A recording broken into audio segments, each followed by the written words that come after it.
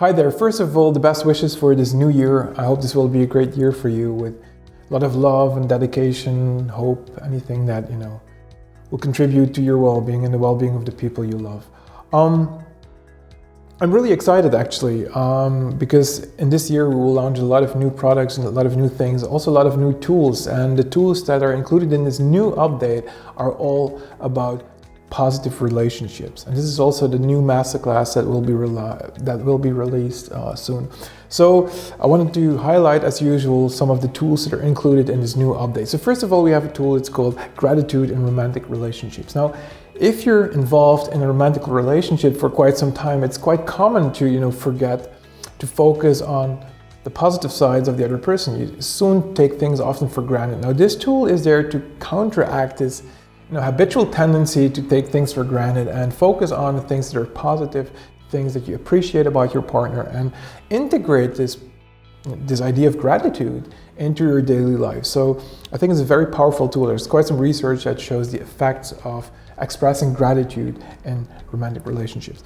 Now, another tool is more related to self-control and dealing with other people, how we respond to other people. And I think we all have what we can call hot buttons, things that annoy us about other people that we struggle to deal with, things that cause us to view other people as, unpleasant or, you don't like dealing with them. Now, one tool that we developed is called When Hot Buttons Are Pushed. It's a beautiful group tool that, asks the participants to consider your hot buttons. What are your personal hot buttons? When are your hot buttons being pushed? How do you deal with that? When your buttons are being pushed, for instance, if somebody's arrogant or when somebody's too late or whatever. And how effective is this? So this is all about the coping strategies that people use and replacing the non-adaptive ones with more adaptive ones. Another one is called the Positive Relationship Timeline. I think it's very beautiful to look at the history you have with somebody you love and consider the highlights. Now, actually, there is research on this, and this is, of course, a form of positive reminiscence. It's about looking back and rating those positive experiences. I think it's a beautiful tool that can be done in couples. Then we have a tool that's called Looking at Difficult People from a Strengths Perspective. Now, a lot of relationships, of course, don't work out because our view of the other person, because we view other people as problematic or whatever. And often this is a one-sided view. And actually, everything, I think, can be viewed from both a negative and a positive standpoint. Even when people annoy us or if we find it difficult to deal with them, we always have a choice to consider the behavior from a negative point of view or from a strength point of view. And many, what we call, annoying behaviors or problematic behaviors can also be reframed in terms of strength overuse. So, for instance, somebody who is constantly, pushing you and so on, and making you, do a lot of things by which you feel pressured. You can, of course, say, well, this is negative behavior, but you could also look at it like, what is a potential form of positive behavior that is hidden underneath that pushing me? Maybe it's a lot of dedication. Maybe it's the ability to take control and autonomy and make things go in a certain way. So although it often is a sign of overuse, there is still a way to reframe it. And also I think when we reframe things in less dichotomous black and white terms, we become less upset by them. So this tool is all about this.